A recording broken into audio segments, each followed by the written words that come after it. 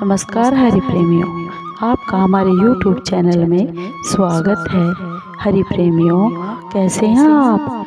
उम्मीद है आप सब अच्छे होंगे।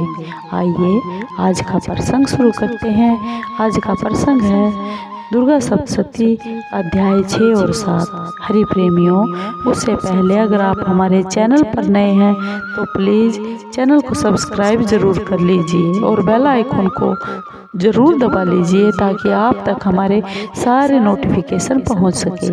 हरि प्रेमियों, आपका एक भी सब्सक्राइब हमारे लिए बेहद मायने रखता है। आइए सुनते हैं श्री दुर्गा सप्तशती का अध्याय 6 और 7।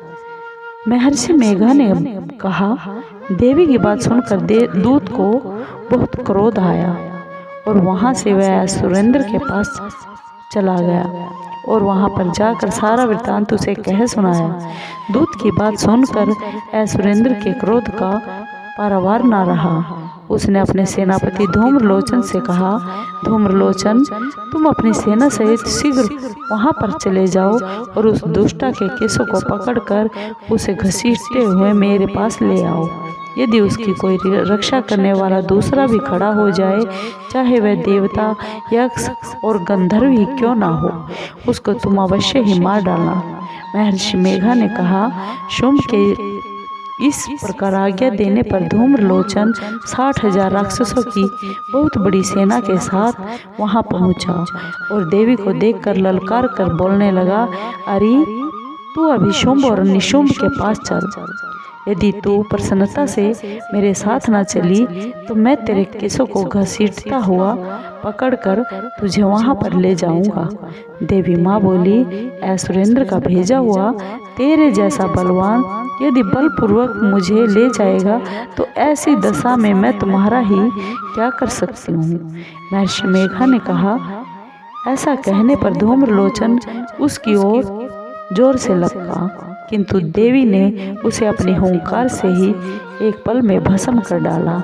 यह देखकर असुर सेना क्रोध से भरकर देवी की ओर बढ़ी, परंतु अंबिका ने उन पर तीखे बाणों और शक्तियां तथा फरसों की वर्षा आरंभ कर दी। इतने में माँ देवी का वाहन भी अपने ग्रीवा के बालों को झटकता हुआ वहां बड़ा भारी शब्द करता हुआ असुर सेना में कूद पड़ा। उसने बहुत से असुर अपने पंजों से, बहुत अपने जबड़ों से और कईयों को धरती पर पटक कर अपनी दाढ़ी से घायल कर दिया। उसने कई असुरों के अपने नखों से पेट फाड़ डाले और कई राक्षसों का तो केवल थप्पड़ मारकर ही सिर धड़ से अलग कर दिया। कई असुरों की भुजाएं और सिर तोड़ डाले और गर्दन के बालों को हिलाते हुए उसने कई असुरों को पकड़कर उनके पेट को फाड़कर उनका रक्त पी डाला। इस प्रकार देवी के उस महाबलवान सिंह ने क्षण भर में असुर सेना को समाप्त कर दिया। शुंभ ने जब यह सुना कि देवी ने धूम्रलोचन असुर को मार डाला है, उसके सिंह ने सारी सेना का संहार भी कर डाला है, तब उसको बहुत क्रोध आया। उसने मारे क्रोध के होठ फड़फड़ाने लगे और उसने चंड और मूंड नामक महाअसुरों को आज्ञा दे दी कि हे चंड, हे मूंड, तुम अपने साथ एक बड़ी सेना लेकर वहां पर जाओ और उस देवी के बाल पकड़कर उसे घसीटते हुए बांधकर तुरंत मेरे पास ले आओ। यदि उसको यहाँ लाने में किसी प्रकार का संदेह हो तो अपनी सेना सहित उसे लड़ते हुए उसको मार डालो और जब वह दुष्टा उसका सिंह दोनों मर जाए मारे तब भी उसको बांध कर ले आना। महर्षि मेघा ने कहा, दैत्यराज की यह आज्ञा पाकर चंड और मुंड चतुरंगिनी सेना को साथ लेकर अपने हथियार उठाकर देवी से लड़ने के लिए चल पड़े। हिमालय पर्वत पर पहुंचकर उन्होंने मुस्कुराती हुई देवी जो सिंह पर बैठी हुई थी देखा। जब असुर उनको पकड़ने के लिए तलवारें लेकर उनकी ओर बढ़ रहे थे तब अंबिका ने उन पर बहुत बड़ा क्रोध किया और मारे क्रोध के उनका मुख काला पड़ गया, उनकी भ्रुकुटियां ऊपर को चढ़ गई और उनके ललाट में से अत्यंत भयंकर तथा अत्यंत विस्तृत मुख वाली, लाल आंखों वाली, काली प्रकट हो गई, जो कि अपने हाथों में तलवार लिए हुए और पास लिए हुए थी। वह विचित्र खड्ग धारण किए हुए थी तथा चीते के चर्म की साड़ी एवं नरमुंडों की माला पहने हुए थी। उसका मांस सूखा हुआ था और शरीर केवल हड्डियों का ढांचा था, जो भयंकर शब्द से दिशाओं को पूर्ण कर रही थी। वह असुर सेना पर टूट पड़ी और दैत्यों को भक्षण करने लगी।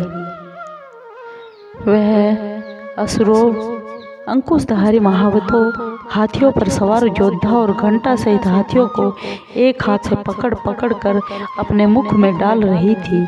इसी प्रकार वह घोड़ों, सारथियों, रथों में बैठे हुए सैनिकों को भी मुंह में डालकर भयानक रूप से चबा रही थी। किसी के केस पकड़कर, किसी के पैरों से दबाकर, किसी की गर्दन पकड़कर और किसी दैत्य को छाती से मसलकर मार रही थी। वह दैत्य के छोड़े हुए बड़े बड़े अस्त्र शस्त्रों को मुंह में पकड़कर क्रोध में भर भर कर उनको दांतों से पीस रही थी। उसके बड़े बड़े असुर भक्षण कर डाले, कितनों को तो रोंद डाला और कितनी उसकी मार के मारे भाग भी गए। कितनों को उसने तलवार से मार डाला, कितनों को अपने दांतों से समाप्त कर दिया। इस प्रकार से महादेवी ने क्षण भर में संपूर्ण दैत्य सेना को नष्ट कर दिया। यह देखकर महापराक्रमी चंड काली देवी की ओर लपका और मुंड ने भी देवी पर अपने भयानक बाणों की वर्षा आरंभ कर दी और अपने हजारों चक्र उस पर छोड़ दिए। उस समय वह चमकते हुए बाण व चक्र देवी के मुख में प्रविष्ट हो गए। इस प्रकार दिख रहे थे जैसे मानो बहुत से सूर्य मेघों की घंटा में प्रविष्ट हो रहे हों। इसके बाद भयंकर शब्द के साथ काली ने अत्यंत जोश में भरकर विकट अट्टहास किया। उसका भयंकर मुख देखा ही नहीं जा रहा था। उसके मुख में श्वेत दांतों की पंक्तियां चमक रही थी। फिर उसने तलवार हाथ में लेकर शब्द हुंकार कहकर चंड के ऊपर आक्रमण कर दिया और उसके केस पकड़कर उसका सिर काट डाला। चंड को मरा हुआ देखकर मुंड देवी की ओर लपका, परंतु देवी ने क्रोध में भरकर उसे भी अपनी तलवार से यमलोक पहुंचा दिया। चंड और मुंड को मरा हुआ देखकर उसकी बाकी बची हुई सेना वहां से भाग खड़ी हुई। इसके बाद काली चंड और मुंड के कटे हुए शीशों को लेकर चंडिका के पास गई और प्रचंड अट्टहास के साथ कहने लगी, हे देवी, चंड और मुंड दो मार कर तुम्हारी भेंट कर दिया है। अब शुंभ और निशुंभ को भी तुमको स्वयं वध करना है। महर्षि मेधा ने कहा। वहां लाए हुए चंड और मुंड के सिरों को देखकर कल्याणमयी चंडी ने काली से मधुर वाणी में कहा, हे देवी, तुम चंड और मुंड को मेरे पास लेकर आई हो, अतः संसार में चामुंडा के नाम से तुम्हारी प्रसिद्धि होगी, ख्याति होगी। हरि प्रेमियों, आपको दुर्गा सप्तशती का ये छठा और सातवां अध्याय कैसा लगा?